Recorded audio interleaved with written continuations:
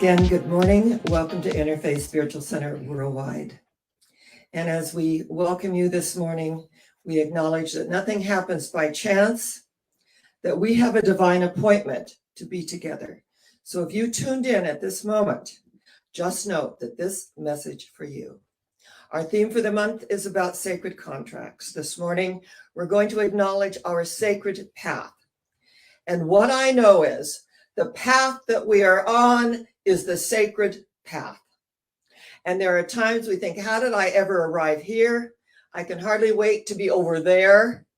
But the truth is, when we are encompassing and embodying presence, that where we are is where we need to be at that particular moment in time. I love Professor Safi, Omid Safi, who is a professor at Duke University. And he said that he was in Kyoto, Japan, and they were going to climb, this amazing mountain, thousands of years old, of course. And he said they all got together and they walked and they walked and they walked and they walked. And finally said he was getting tired and, like, when are we going to get there type of thing. And so he said to the guide, when are we going to get to the sacred mountain? How long is it going to take? And the guide turned and said, oh, my friend, we're in the sacred mountain. To the right is the sacred mountain. To the left is the sacred mountain. Above is the sacred mountain. Below is the sacred mountain. That wherever we are is sacred, because even the profane becomes sacred when we have eyes that see. We have eyes that see through the appearance that shows up, the conditions of the human energy, and the effects. So when we have eyes that see through the appearance to the other side, we are right where we need to be. And wanting to be somewhere else, incidentally, is going to keep us stuck as to where we are. This is how it works. And I've been to many sacred places on the planet. And what I know is, at a very, very deep level, is that we take that sacredness with us. In southern India, there is a shrine in the ocean. It's just so beautiful. You have to take a ship out to it and you get on this amazing, it's just an amazing temple out in the ocean. And inside, there is a beautiful shrine. And the door is opened and you can hear, every seat was taken. There was like one for me and I sat. And everyone inside the shrine was chanting the Om. And it was actually tear evoking. And as they chanted the Om, I could just let go and let God do what God does best by means of me, to surrender to this moment, to give thanks for this moment. And the opportunity, the amazing opportunity that I had through my dear friend, Dr. Natarajan, to tour all of southern India, to go to all the sacred sites and temples, to feel that energy. And as I sat there in the temple, as I felt the tears rolling down my eyes and I felt my oneness with the universal energy that I choose to call God.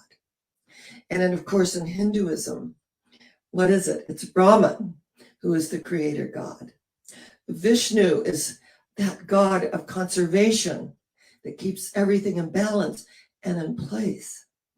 And of course, Kali, the destroyer God. So energetically, we know that life is about life, death, and rebirth. And when we rebirth ourselves and acknowledge that we are on the path because we chose to be here, that's right, either consciously or unconsciously. Now, many of you are familiar with Letters to Juliet.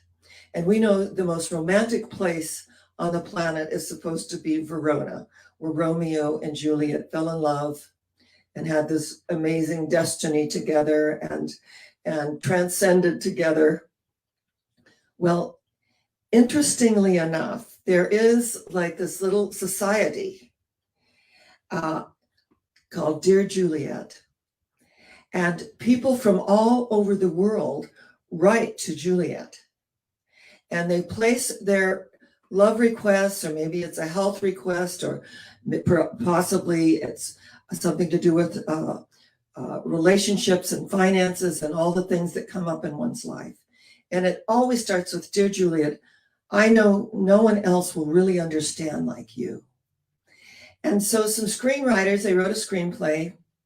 It was, a huge, called Letters to Juliet. Vanessa Redgrave, she played the main part.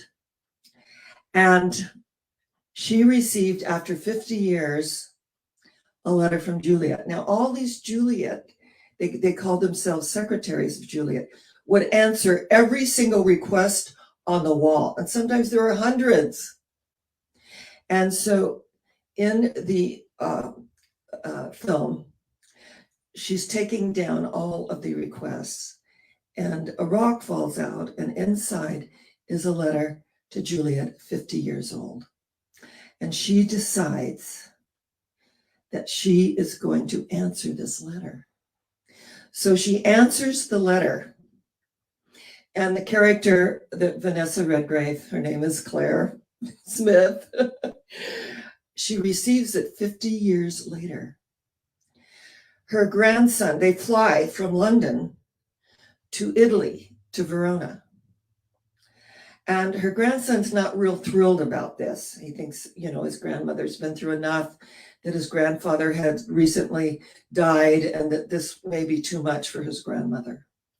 But as the story unfolds, the young lady says, I am the one that wrote you the letter. And she said, I would just love it if you found your Lorenzo Bartolini. That was his name.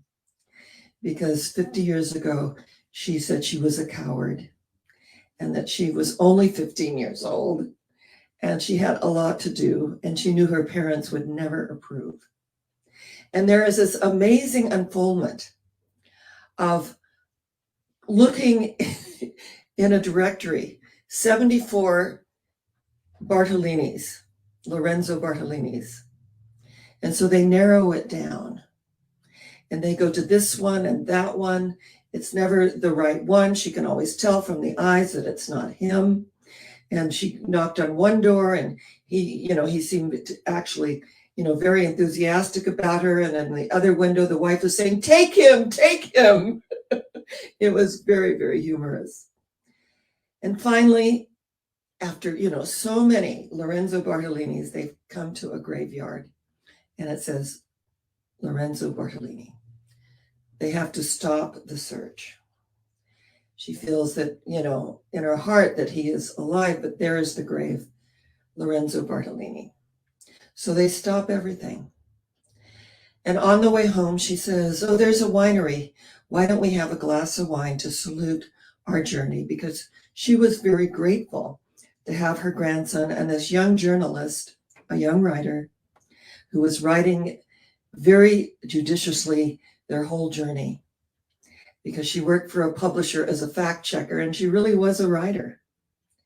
And so she wrote beautifully of this journey of going all over Italy, to Siena and to Tuscany and all the beautiful places, if you've been to Italy, which are so enchanting. And so they see a sign. She goes, oh, that's my favorite wine. Let's just have a toast. Let's toast this amazing journey. They turn in and she says to her grandson, stop. She gets out of the car. There's a young man. And she says, it's him. It's Lorenzo. And her grandson, he's like stunned and says, this, the boy? She said, yes. She says, grandmother, let's get you in the shade. You're seeing things. So the young journalist goes up to the young man and says, we're looking for a Lorenzo Bartolini. He says, I am Lorenzo Bartolini. And she said, well, do you have a father? He says, yes. And suddenly another man comes in and goes, I am Lorenzo Bartolini, the second. And the grandson comes up and says, "That's my grandmother over there. We have been on quite a journey for several days looking for Lorenzo Bartolini." He says, "Well, he's on a horse. He's riding around the vineyard. He'll be here any moment." Now this is so interesting. She gets scared feet. She wants to leave immediately. She says, "He hasn't seen me for 50 years. I was 15 years old. Look at me. I'm an old woman. This is ridiculous. How could I have even gone on this journey, on this path?" And her grandson said, "Because it's your destiny. You told me it's your destiny to be on this path." And suddenly, on a beautiful, beautiful steed, a beautiful horse, comes this very handsome older man, Lorenzo Bartolini the First. And as he dismounts from the steed, his grandson points at Claire and she says, "She knows you." And they walk, that amazing moment in the films where they walk, they look at each other in the eyes, and suddenly there is recognition. And he says, "Claire?" And she said, "Yes." And she said, Lorenzo. And at that moment, there is such a recognition in the energy of the eyes. He said, "It has been a very long time." And she said, "Yes, 50 years. 50 years. And he said, "And you are still so beautiful." Because love only sees the beauty. The power of love and the energy of the mystery of the soul that takes us on this path. And of course, they embrace and they have this amazing reunion, this beautiful divine marriage where both of their spouses had passed away. And here the universe brings them together.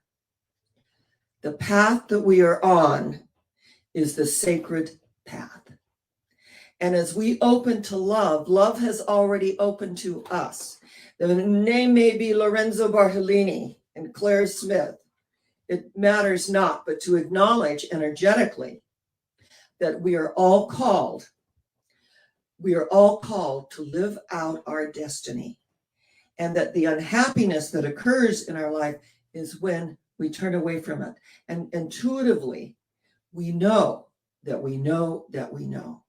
And to turn away from it, that is the ego. That's the linear part of our mind that says, "Oh, suddenly I'm going to get what I asked for. This is ridiculous. This is 50 years that have passed." But what? Love moves beyond time and space, doesn't it? Love moves beyond time and space. Love is eternal. Friday would have been my 56th wedding anniversary to Neil Stroud. Neil was the finest human being I have ever known. And as I shared in my post, the day comes when we cease to weep that it's over and we begin to rejoice that it happened. With gratitude, with a sense of, yes, I said yes to love. It lasts a lifetime within our hearts and souls because the great mystery of the soul is it is deathless, it is timeless, isn't it? Completely and totally.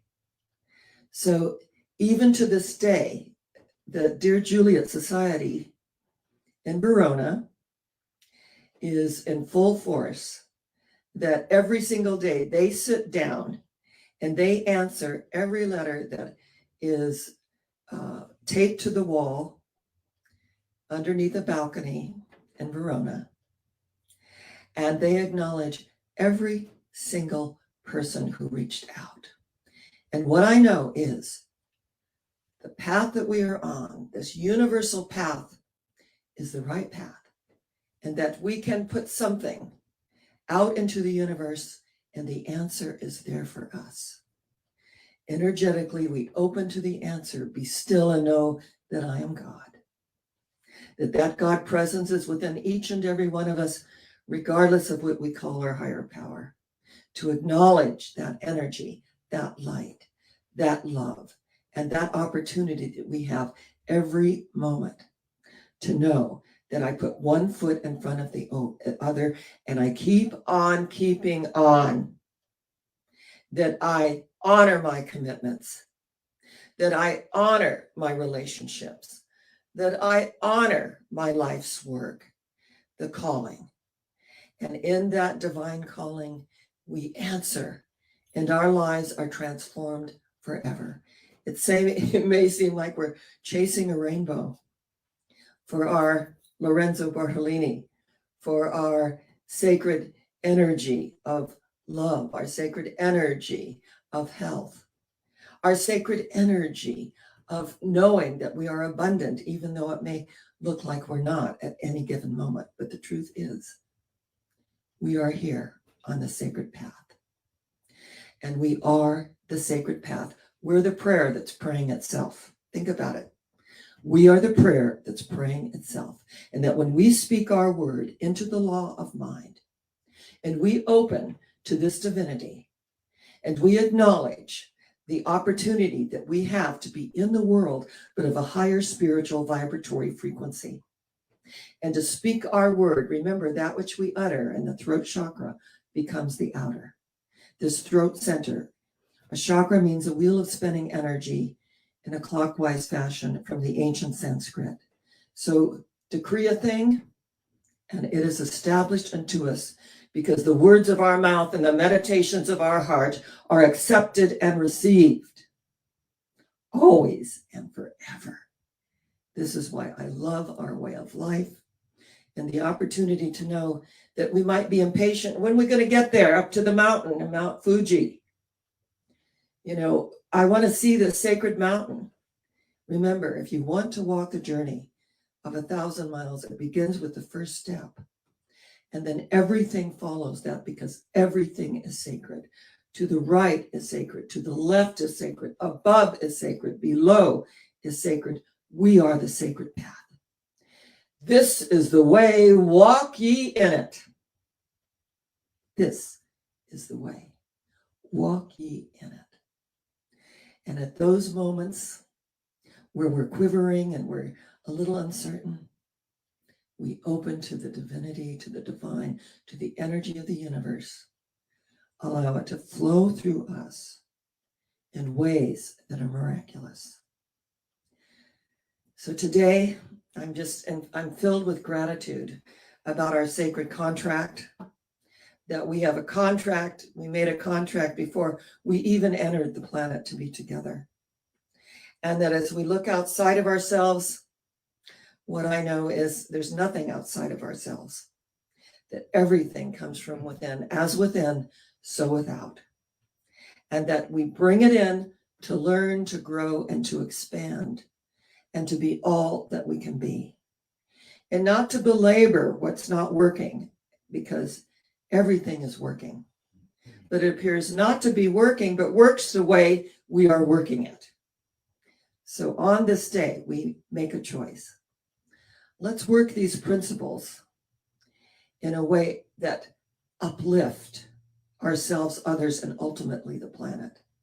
And I have a friend, I just love her dearly. She's always mentioning everything that isn't working, you know, with the windmills and with the energy and all of that. And I just said, let's focus on what's working. Let's send out this energy being on the solution level. And as we're on the solution level, guess what? Solutions are created. So let's look at our life on the solution level. Let's look at our path and all of the experiences that we have had the opportunity to embody. And I love what Dr. Clayton said this morning is, you know, we may not like it and things come up. However, they are not the truth of us. The truth of us is that we are spiritual beings, aren't we? Having a human experience here on the earth plane. So as we journey on the path, we're all going somewhere. And where is that? Higher yet. Where is it? Higher yet. Where is it? Higher yet. Because I am in a high place and I will not come down. None of these outer things move me. I am in a high place and I will not come down. I say namaste. The divinity within me salutes the divinity within you, and the divinity within you salutes the divinity within me. And if I am in that place in me and you are in that place in you, there truly is only one of us. Namaste. Shalom, the peace that passes all understanding. And God bless us, every single one. And so it is. It's been a joy to be with you this morning, and just to acknowledge that we're on the sacred path together, and that does make all the difference. And so I say thank you.